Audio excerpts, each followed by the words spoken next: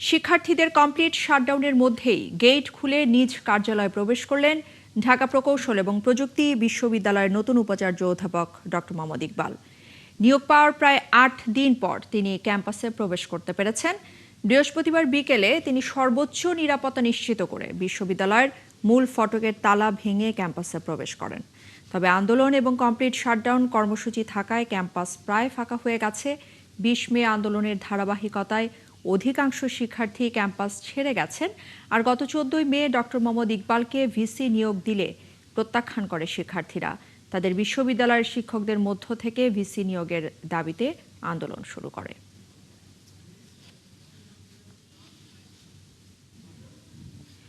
ডুয়েটের শিক্ষার্থীদের কমপ্লিট শাটডাউনের মধ্যেই গেট ভেঙে ভেতরে প্রবেশের চেষ্টা করছেন নতুন ভিসি এবং তার সমর্থকরা, যেটা আমরা এতক্ষণ জানাচ্ছিলাম। সেখানকার সবশেষ পরিস্থিতি আমরা জানবো। এই মুহূর্তে আমাদের সাথে সহকর্মী জাহিদুল ইসলাম অনেক যুক্ত হচ্ছেন। একটু জানাবেন কি অবস্থা এই মুহূর্তে ডুয়েটের গেটের সামনে, কি ঘটছে, সেখানকার পরিস্থিতি কেমন এবং নতুন ভিতরে প্রবেশ করতে পেরেছেন কিনা একটু জানাবেন আমাদের।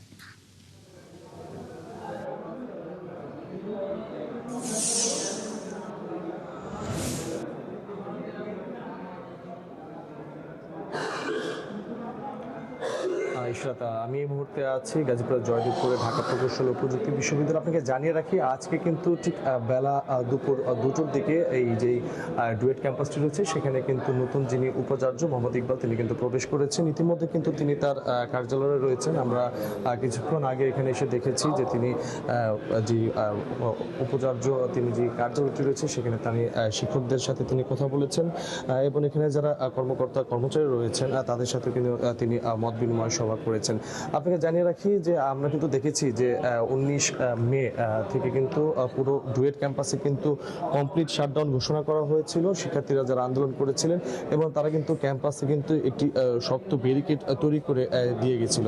কিন্তু আজকে দুপুরবেলা এখানে যারা শিক্ষকরা রয়েছেন তারা কিন্তু নতুন উপাচার্যকে সাথে নিয়ে সেই প্রধান ফটকে যে ব্যারিকেডটা ছিল সেটি কিন্তু তারা সরিয়ে কিন্তু এখানে প্রবেশ করেন। আমরা একটু এখানকার যারা কর্মকর্তা কর্মচারী আছেন আমরা একটু তাদের সাথে কথা বলবো। আচ্ছা, কখন তিনি আসলেন এবং কেমন লাগছে আপনাদের কাছে? উনি আমাদের বিসিসি মহোদয় স্যার, আপনাকে ধন্যবাদ। বিসি মহোদয় স্যার ঠিক 1:30 বা 2টার এই টাইমেই ঢুকছে, আমাদের খুব ভালো লাগতেছে। শুনলাম যে আপনাদের যে জুন মাসে যে স্যালারি সেটি নাকি মে মাসে যে স্যালারিটা সেটা অলরেডি আমাদের অ্যাকাউন্টে ঢুকে গেছে। যেমনটি শুনছিলেন, আমরা কিন্তু এখানে এসে ভিসি মহোদয় তার সাথে কথা বলেছি। তিনি যেমনটি জানিয়েছেন যে তিনি এসে কিন্তু এখানে দাপ্তরিক যে কাজগুলো রয়েছে এবং কর্মকর্তা কর্মচারী যে বেতনগুলো ছিল সেগুলো কিন্তু তিনি এখানে স্বাক্ষর দেন এবং তার কিছুক্ষণ পরে কিন্তু প্রত্যেকের মুঠোফোনে কিন্তু একটি মেসেজ আসে যে তাদের অ্যাকাউন্টে কিন্তু তাদের বেতনগুলো সংগ্রহ হয়েছে। মানে সব মিলে কিন্তু আমরা দেখেছি যে ক্যাম্পাসের যে প্রধান ফটকে যে উত্তেজনা গত 2 দিন আগেও ছিল সেটি কিন্তু এখন একদমই নীরব ভূমিকা এবং এখানকার যারা শিক্ষকরা রয়েছেন তারা কিন্তু খুবই উৎসাহের সাথে তাকে কিন্তু স্বাগত জানিয়ে এখানে তার যে দাপ্তরিক কার্যক্রম সেটিতে কিন্তু তারা সায় দিচ্ছে, এরকম কিন্তু আমরা দেখেছি। ইশরাত, ধন্যবাদ আপনাকে। দর্শক, ডুয়েটের সবশেষ খবরাখবর আমাদেরকে জানাচ্ছিলেন সহকর্মী জাহিদুল ইসলাম অনেক। এদিকে জাহাঙ্গীরনগর বিশ্ববিদ্যালয়ে ছাত্রী ধর্ষণ চেষ্টাকারীকে গ্রেফতার এবং ক্যাম্পাসের নিরাপত্তা নিশ্চিতে 14টি জরুরি সিদ্ধান্ত নিয়েছে প্রশাসন। এছাড়া ধর্ষণ চেষ্টাকারীকে ধরিয়ে দিলে 50,000 টাকা পুরস্কার ঘোষণা করেছে বিশ্ববিদ্যালয় কর্তৃপক্ষ। বৃহস্পতিবার সকালে বিশ্ববিদ্যালয়ের সিনেট হলে সংবাদ সম্মেলন করে প্রশাসন। এ সময় জানানো হয়, নতুন সিদ্ধান্ত অনুযায়ী ক্যাম্পাসে শিক্ষক, শিক্ষার্থী এবং কর্মকর্তা কর্মচারীদের জন্য পরিচয়পত্র বহন বাধ্যতামূলক করা হয়েছে। বহিরাগতদের প্রবেশে আইডি প্রদর্শন এবং লগবুক রেজিস্ট্রেশন নিশ্চিত করা হচ্ছে। ক্যাম্পাসের সব নির্মাণ শ্রমিক এবং দোকান কর্মচারীদের ডেটাবেজ তৈরি করা হচ্ছে। এছাড়া ঝুঁকিপূর্ণ স্থানে সিসি ক্যামেরার পাশাপাশি এআই ক্যামেরাও বসানো হবে।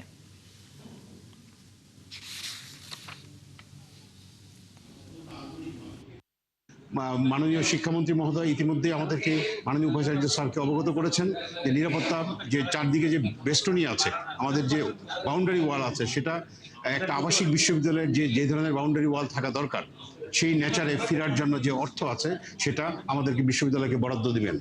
একই সাথে বিশ্ববিদ্যালয়ের যে নিরাপত্তা ব্যবস্থা, আমরা যে আইটি টেকনোলজিটা ইউজ করছি, সিসিটিভি ক্যামেরাগুলো সেখানে 250টা আছে, সেই ক্যামেরার সংখ্যা আরও বাড়ানোর জন্য। ময়মনসিংহের ত্রিশালে এবার জাতীয়ভাবে উদযাপিত হবে জাতীয় কবি কাজী নজরুল ইসলামের 127তম জন্মজয়ন্তী। কবির বাল্য স্মৃতি বিজড়িত ত্রিশালের দড়িরামপুর একাডেমি মাঠের নজরুল মঞ্চে 23 মে উৎসবের উদ্বোধন করবেন প্রধানমন্ত্রী তারেক রহমান। আর এই উৎসবকে সামনে রেখে সব আয়োজনের প্রস্তুতি শেষ করেছে সংস্কৃতি বিষয়ক মন্ত্রণালয়। বাবুল হোসেনের তথ্য ও নুরুজ্জামানের ছবিতে প্রতিবেদন। পশ্চিম বাংলার আসানসোল থেকে কাজী নজরুল ইসলামকে দারোগা রফিকুল্লাহ নিয়ে এসেছিলেন ত্রিশালের কাজীর শিমলা গ্রামে। সেখানেই দড়িরামপুর একাডেমিতে ভর্তি হন 7ম শ্রেণীতে।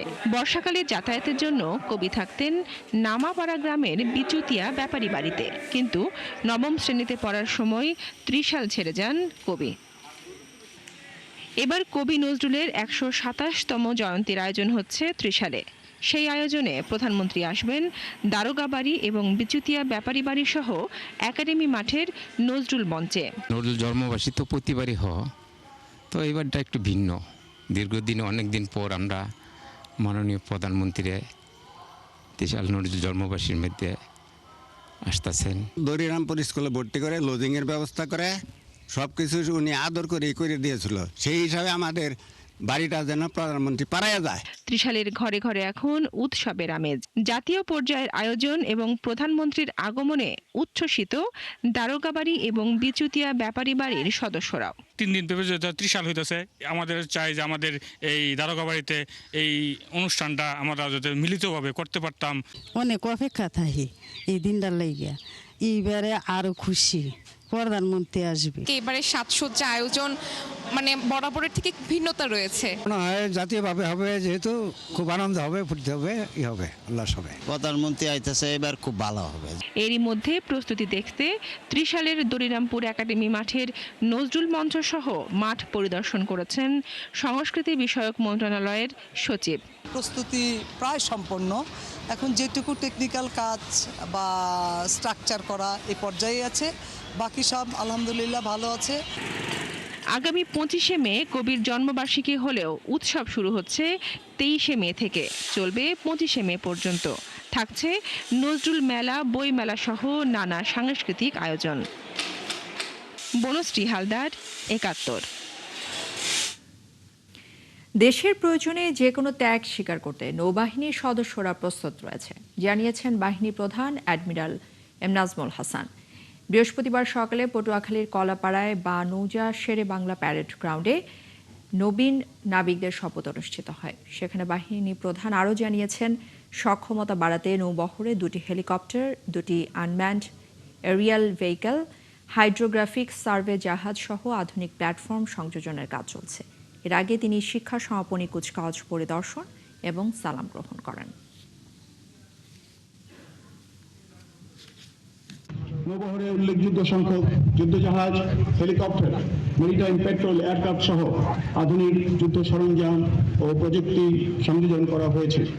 একই সাথে বানৌজা নবযাত্রা এবং জয়যাত্রা নামে 2টি সাবমেরিন সংযোজনের মাধ্যমে আজ আমাদের প্রাণপ্রিয় নৌবাহিনী ত্রিমাত্রিক নৌবাহিনীতে পরিণত হয়েছে।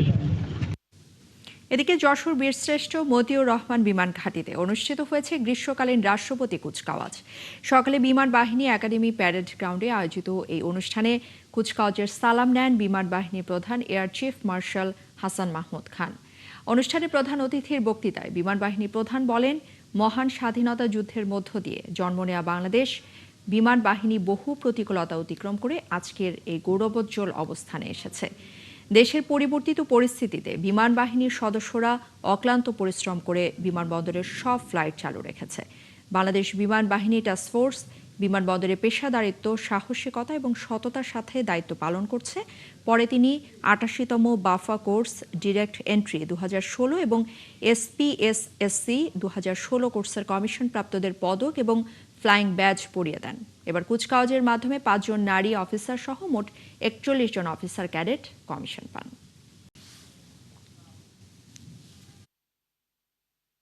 ভবিষ্যতে যুদ্ধক্ষেত্র হবে প্রযুক্তি নির্ভর, বহুমাত্রিক এবং দ্রুত পরিবর্তনশীল। কৃত্রিম বুদ্ধিমত্তা, সাইবার যুদ্ধ, মানুষবিহীন আকাশযান, আধুনিক যোগাযোগ ও কমান্ড ব্যবস্থাপনা এবং স্পেস বেসড অপারেশন সামরিক কৌশলকে নতুনভাবে সংজ্ঞায়িত করেছে। তাই ভবিষ্যৎ যুদ্ধের চ্যালেঞ্জ মোকাবেলার জন্য আমাদের সক্ষমতা বৃদ্ধি ও প্রযুক্তিগত উৎকর্ষ অর্জনের পথে দ্রুত এগিয়ে যেতে হবে। তাছাড়াও সময়ের প্রয়োজনেই আমাদের বিমান বাহিনীকে একসময় এয়ার অ্যান্ড স্পেস ফোর্সে রূপান্তরিত হতে হবে। এবারে পরবর্তী প্রসঙ্গ, নারায়ণগঞ্জের ২৫০০ অবৈধ মাটি কাটা নিয়ে বিরোধের জেরে ওসমান গনি নামের এক বিএনপি নেতাকে কুপিয়ে হত্যা করেছে প্রতিপক্ষ। হত্যার ঘটনায় স্বেচ্ছাসেবক দলনেতা রমজান আলী সহ ৩ জনকে আটক করেছে পুলিশ। প্রত্যক্ষদর্শীরা যেটা জানিয়েছেন যে বিএনপি নেতা ওসমান গনি দুপতারা ইউনিয়নের পাঁচগাঁও কাউন্দা চকের জমি থেকে মাটি কেটে বিক্রি করছিলেন। মঙ্গলবার তিনি সেখানে গেলে তার কাছ থেকে ১ লাখ টাকা দাবি করেন ইউনিয়ন স্বেচ্ছাসেবক দলের সদস্য সচিব রমজান আলী, কিন্তু তিনি না দিলে বুধবার রাত 12:30টার দিকে তার উপর হামলা করা হয়। এ সময় ওসমান গনি সহ কয়েকজনকে কুপিয়ে ও পিটিয়ে জখম করে তারা। পরে ঢাকা মেডিকেলে নেয়ার পথে ওসমান গনির মৃত্যু হয়। এরই জেরে সকালে নিহতের স্বজন এবং বিএনপি নেতাকর্মীরা সড়ক অবরোধ করে যানবাহন ভাঙচুর করে। আর এর আগেই পুলিশ হত্যায় অভিযুক্ত রমজান সহ ৩ জনকে গ্রেফতার করে।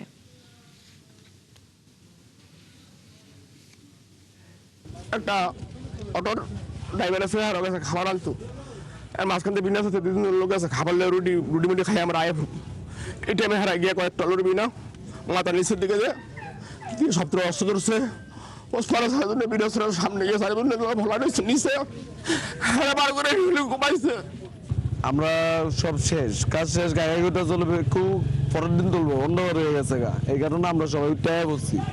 আমরা রুটি গলা নিচে পরে খাওয়া দাওয়া করে আমু এই পথে আঙ্গরে স্যারোলার ঘেরা করে হয়েছে। কালকে রাত থেকে আমাদের অভিযান এখনো চলমান আছে। আমরা ঘটনাস্থল পরিদর্শন করে রোগীর মৃত্যু কনফার্ম হওয়ার আগেই আমরা মোটামুটি সন্দেহভাজন 4 জনকে গ্রেপ্তার করতে সক্ষম হয়েছি এবং লাস্টটা এখনো পোস্টমর্টমের জন্য ঢাকা মেডিকেলে আছে। আজকে বিকালে জানাজা পড়িয়ে হবে। আইনগত ব্যবস্থা প্রক্রিয়াধীন আছে এবং আমাদের অভিযান এখনো চলমান আছে। যারা এই ঘটনায় জড়িত তাদের অবশ্যই আমরা কঠোর শাস্তি নিশ্চিত করব।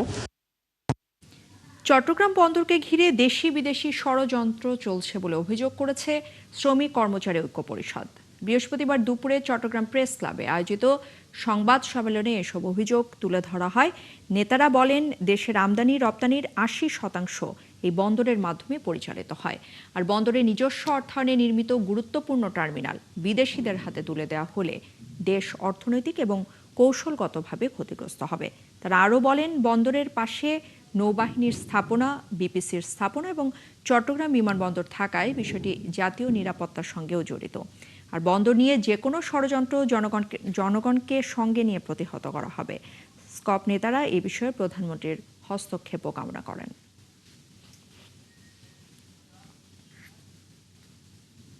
চট্টগ্রাম বন্দরের প্রায় সব গুরুত্বপূর্ণ অপারেশন বিদেশি কোম্পানির হাতে তুলে দেওয়ার পরিকল্পনা করা হয়েছে। এই প্রস্তাব বাস্তবায়িত হলে কার্যত চট্টগ্রাম বন্দরের উপর বাংলাদেশের নিয়ন্ত্রণ মারাত্মকভাবে ক্ষতিগ্রস্ত হবে। এইটা এখন থেকে নয়, বন্দরকে দিয়ে দেওয়ার জন্য আমেরিকার হাতে এসএসকে দিয়ে শুরু হয়েছে। সেই এসএসের প্রচেষ্টাকে রুখে দেওয়া হয়েছে শ্রমিক শ্রেণী, বন্দরের ডক শ্রমিক, ট্রান্সপোর্ট শ্রমিক, বন্দর শ্রমিক সহ সব ধর্মঘট। কোরবানি ঈদের বাকি আর মাত্র 1 সপ্তাহ। তাই ফরিদপুরের খামারগুলোতে শেষ মুহূর্তে ব্যস্ত খামারিরা তারা জানিয়েছেন, এবার পশুপালনের খরচ বাড়লেও কাঙ্ক্ষিত দাম পাওয়া নিয়ে কিছুটা শঙ্কা রয়েছে। এদিকে মেহেরপুরের বামুন্দি পশুর হাটে প্রতিদিনই উঠছে 4 থেকে 5 হাজার গরু। জেলা প্রাণী সম্পদ কর্মকর্তা জানিয়েছেন, চাহিদার তুলনায় অতিরিক্ত পশু আসছে এবার। সহকর্মীদের তথ্য এবং ছবিতে প্রতিবেদন। কোরবানির ঈদ ঘিরে জমে উঠেছে ফরিদপুরের বিভিন্ন হাট বাজার। শহরের সবচেয়ে বড় গরুর হাট টেপাখোলা হাটে আসছে কয়েক হাজার গরু। বিভিন্ন জেলা থেকে এখানে পশু কিনতে আসছেন ক্রেতারা। তবে পশুর মূল্য নিয়ে হতাশ বিক্রেতারা। তারা বলছেন, পশুপালনের খরচ বেড়েছে, সে অনুযায়ী দাম পাওয়া যাবে কিনা এ নিয়ে শঙ্কিত রয়েছেন। খাবারের দাম বেশি, ভুসির দাম বেশি, এতে পুষাচ্ছে না আমাদের। বেশি দাম হলে আমরা তখন বিক্রি করে দেবো। আশা তো ভাই ছিল যে 250 বেচবো, দাম আছে ধরেন 200। আর ক্রেতারা বলছেন বরাবরের মতোই পশুর দাম বেশি। গত বছরের তুলনায় এবার দাম গরু প্রতি 20 থেকে 30,000 টাকা বেশি চাওয়া হচ্ছে। গতবারকার তুলনায় এবারকার গরুর দাম অনেক বেশি। একটা গরু বেশি 20,000, 22,000, 25,000 বেশি। এদিকে জেলা প্রাণী সম্পদ কর্মকর্তা বলছেন চাহিদার তুলনায় পশু উৎপাদন হয়েছে বেশি। আমাদের গবাদি পশুর চাহিদা পূরণ হয়ে কিছু গবাদি পশু প্রায় 12,497টি গবাদি পশু অতিরিক্ত থাকবে। এদিকে জমে উঠেছে মেহেরপুরের 150 বছরের ঐতিহ্য বামন্দি পশুর হাট। প্রতি হাটে 4 থেকে 5,000 ক্রেতা এখানে পশু কিনতে ভিড় করছেন। তবে ব্যবসায়ীরা বলছেন গত বছরের তুলনায় এবার বাজার চড়া। খুব একটা ভালো নাই, ব্যবসার পরিবেশ এখন খুব ভালো নাই। দেখা যাক সামনে ব্যবসা হয় কি। ক্রয় ক্ষমতার ছাদের ভিতরে বাজারে প্রচুর আমদানি, মানে মোটামুটি লেভেল আছে। আর ইজারাদাররা বলছেন কোনো ধরনের ভয়ভীতি ছাড়াই ব্যবসায়ী ও ক্রেতারা হাট থেকে গরু কিনতে পারছেন। শুক্রবারে হাটে গরু ওঠে 5,548, সোমবার হাটে গরু ওঠে 4,042। ঈদের কয়টা হাট। আর আইন শৃঙ্খলার বিষয় বলছেন, আইন শৃঙ্খলা ইনশাল্লাহ ভালো। শুধু বামন্দি পশুর হাট নয়, জেলার আরও 4টি পশুর হাট এখন জমজমাট কোরবানির পশু বেচা কেনায় পাত্তর। শাকিলা শম্পা। কোরবানির ঈদ উপলক্ষে লঞ্চের কেবিনের আগাম টিকিট বিক্রি শুরু হয়েছে। এছাড়া কিছু কিছু লঞ্চের বুকিং অফিস থেকে কেবিন ছাড়াও সাধারণ টিকিটও দেওয়া হচ্ছে। এবার দীর্ঘ ছুটি হওয়ায় 25 এবং 26 মে ঈদে বাড়ি ফেরার টিকিট এবং 30 এবং 31 মে ঢাকায় ফিরতি টিকিটের চাহিদা বেশি রয়েছে। বিধান সরকারের প্রতিবেদন। পদ্মা সেতু চালু হবার পর থেকে এখন আর লঞ্চের বুকিং অফিসে আগের মতো উপচে পড়া ভিড় দেখা যায় না। টিকিট পেতে এখন আর দীর্ঘ লাইনে দাঁড়াতে হয় না। টিকিট চাইছি, আরো 1 সপ্তাহ আগে চাইছি, আমি টিকিট পাইছি। ছুটির শুরুর থেকে টিকিট পাওয়া যাচ্ছিলই না, তো আজকে পেয়ে আমি খুশি। এখন অবস্থা ভালো, টিকিট পাওয়া যায়। আমি 23 তারিখে টিকিটের জন্য আসছি এবং 23 তারিখ টিকিট ইনশাল্লাহ আমি পেয়েছি। লঞ্চের টিকিট ক্লার্করা বলছেন বিড়ম্বনা ছাড়াই যাত্রীরা কেবিনের টিকিট পাচ্ছেন। এবার তো হচ্ছে দীর্ঘমেয়াদী ছুটি, যার জন্য আমরা অনেক আগে থেকে টিকিট দিতেছি। ঢাকা থেকে আসার কেবিনগুলো 18 তারিখ থেকে ছাড়া শুরু করেছি এবং বরিশাল থেকে যাওয়ার কেবিনগুলো আমরা নাম লিপিবদ্ধ রাখতে আছি। এগুলো আমরা 23-24 তারিখ ছাড়বো। মালিকরা জানান এবার রোটেশন প্রথা থাকছে না, যে কারণে সব লঞ্চেই চলতে পারবে। ফলে এবার ঈদের সময় লঞ্চে ওঠার জন্য পরিচিত হুড়োহুড়ি থাকছে না। ঈদেও আমাদের রোটেশন প্রথা নেই, আমরা যে যার মতো চালাচ্ছি। কিছু স্পেশাল ট্রিপ থাকবে আর আমরা টিকিটের দাম গত ঈদের মতোই ওইভাবেই রেখেছি। আর নদীবন্দর কর্মকর্তা বলেন নিয়মিত চলাচলের পাশাপাশি যাত্রী চাহিদার উপর ভিত্তি করে ঈদে বিশেষ লঞ্চ সার্ভিস চালু করা হবে। যাত্রীদের আমাদের চাপ অনুভব হবে, তখন আমরা সেই বিষয়টি আপনার স্পেশাল ট্রিপ কিভাবে দেওয়া যায় সেই বিষয়টি আমরা তখন তাৎক্ষণিক সিদ্ধান্ত নিব। পাশাপাশি যাত্রীদের নিরাপত্তার জন্য আমাদের এখানে সর্বোচ্চ আইন শৃঙ্খলা পরিস্থিতি আইন বাহিনী থাকবে। বরিশাল ঢাকা নদীপথে নিয়মিত 11টি লঞ্চ চলাচল করে। বিধান সরকার, 71, বরিশাল। এদিকে নৌপথে নিরাপদ ঈদযাত্রা উপহার দিতে সর্বোচ্চ নজরদারি করা হবে জানিয়েছেন নৌ পরিবহন প্রতিমন্ত্রী রাজীব আহসান। বিকেলে রাজবাড়ীর দৌলতদিয়া ফেরি এবং লঞ্চঘাট পরিদর্শন শেষে তিনি এই কথা জানিয়েছেন। সেই সাথে আরও জানিয়েছেন আগের ঈদে দৌলতদিয়ায় ঘটে যাওয়া দুর্ঘটনার পুনরাবৃত্তি আর কেউ দেখতে চায় না। এজন্য নানান পদক্ষেপ নেওয়া হয়েছে। ঈদযাত্রা নিরাপদ করতে স্থানীয় প্রশাসন সহ সবার সহযোগিতা আশা করেন তিনি। এ সময় উপস্থিত ছিলেন বাংলাদেশ অভ্যন্তরীণ নৌ পরিবহন কর্পোরেশন এবং নৌ পুলিশের কর্মকর্তারা।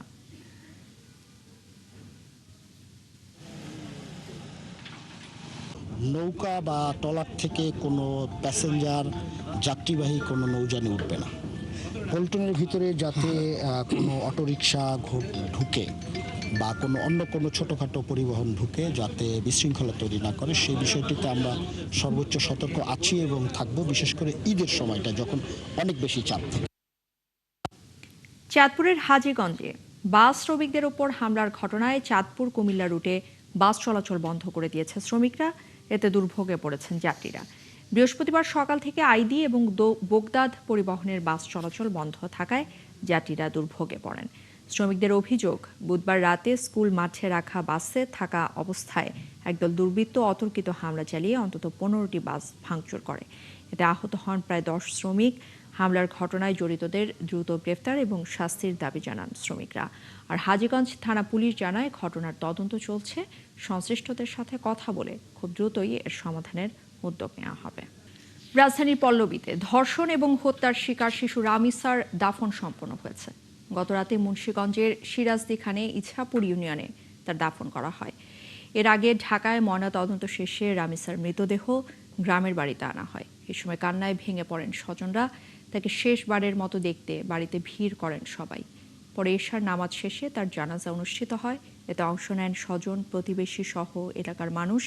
এরপর নিজ বাড়ির পারিবারিক কবরস্থানে দাদা দাদির কবরের পাশে তাকে দাফন করা হয়।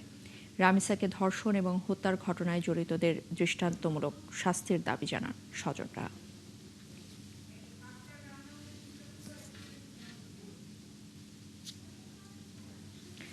সুন্দরবনের বনদস্যু বাহিনী ছোট সুমন সহ 7 দস্যু কোস্ট গার্ডের কাছে আত্মসমর্পণ করেছে। এ সময় তারা 5টি আগ্নেয়াস্ত্র এবং 25 রাউন্ড গুলি জমা দিয়েছে।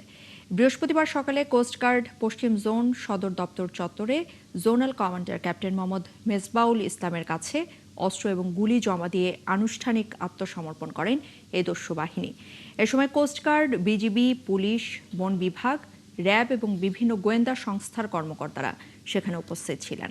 এর আগে 2018 সালেও র্যাবের কাছে আত্মসমর্পণ করেছিলেন ছোট সুমন বাহিনী, কিন্তু তারা আবার বনে ফিরে দস্যুতা শুরু করে। হাতে ভাজা মুড়ি বিক্রি করে জীবন জীবিকা চলছে ফটিকছড়ির একদল নারীর। তবে তারা যেটা বলছেন যে প্যাকেটজাত মুড়ির বাজারে আগের মতো আর লাভ হয় না, তাই হারিয়ে যেতে বসেছে তাদের এই পেশা। আর এই পেশা ধরে রাখতে সরকারি সহযোগিতার দাবি জানিয়েছেন তারা। এস.এম. মোর্শেদ মুন্নার তথ্য এবং ছবিতে প্রতিবেদন। হাতে মুড়ি ভাজার দৃশ্যটি এখানকার নিত্যদিনের। যদিও একসময় পাড়ার প্রতিটি পরিবারই এই পেশার সাথে যুক্ত ছিল, এখন প্রযুক্তির হাতছানিতে তা হারিয়ে যেতে বসেছে। এই হাতে ভাজা মুড়ি বিক্রি করে সংসার চলছে চট্টগ্রামের ফটিকছড়ির নমপাড়ার নারীদের। তবে তারা বলছেন এখানকার মুড়ির কদর থাকলেও প্যাকেটজাত মুড়ির বাজার দখলে আগের মতো আর লাভ হয় না। তবু পূর্বপুরুষের পেশা ধরে রাখতে চান তারা, চান সরকারি সহযোগিতা। আরা আগে বেশায় বড় ধরনের করতাম, হারাইলে বেগুনা পাইতো, এখন লাভ নমত দেয়। আরা দুই এক টাকা চলে দামে লাহরের দামে এখন হুসাইন হারতে তাহলে কে মুড়ি না ভাঙে, মানে এখন দাম বেশি যে আরা মানে মুড়ি ব্যবসা কমে গিয়ে এখন মুড়ি বাজার হারা বছর এই গড়ি গড়ি রাখাই দিয়ে আরা। স্থানীয় জনপ্রতিনিধিরা বলেন সরকারিভাবে সহজ শর্তে ঋণ পেলে পুরুষের পাশাপাশি নারীদের আয়ের পথ আরো বাড়বে। বর্তমানে তাদের এই খরচের পাত্তা এবং পরিশ্রমের সাথে মিলতেছে না বিদায় ওরা অনেকে এই কাজ ছাড় দিয়েছে। যে মুড়ি বাঁধার জন্য যে ওদের ব্যয়, সেই ব্যয়টা আয়ের সাথে সমন্বয় হচ্ছে না। তো আমি আমার জায়গা থেকে যেটা দেখছি, এই মুড়ি বাজারটাকে যদি একদম গতিশীল করে আরো একদম সকলের সব পরিবারকে যদি একদম করার জন্য সুযোগ করার জন্য চেষ্টা করা হয়, সেটার জন্য কাজ করতে হবে, আমাদের সরকার থেকে আর্থিক সহযোগিতা করতে হবে। হাতে ভাজা মুড়ির বিশেষ স্বাদ ও স্বাস্থ্যসম্মত হওয়ায় এর ব্যাপক চাহিদা রয়েছে। সরকারি পৃষ্ঠপোষকতায় এই শিল্প আরও বিকশিত হবে এবং এলাকার অর্থনীতিতে ভূমিকা রাখবে, প্রত্যাশা সংশ্লিষ্টদের। নূর তাজমিন নীর, ৭১। দর্শক, চলছে দেশ চোখ। সরাসরি সংবাদ ও অনুষ্ঠান দেখতে চোখ রাখবেন ৭১-এর ফেসবুক পেজ এবং সাবস্ক্রাইব করবেন ৭১-এর ইউটিউব চ্যানেলে। থাকবেন ৭১-এর সাথে।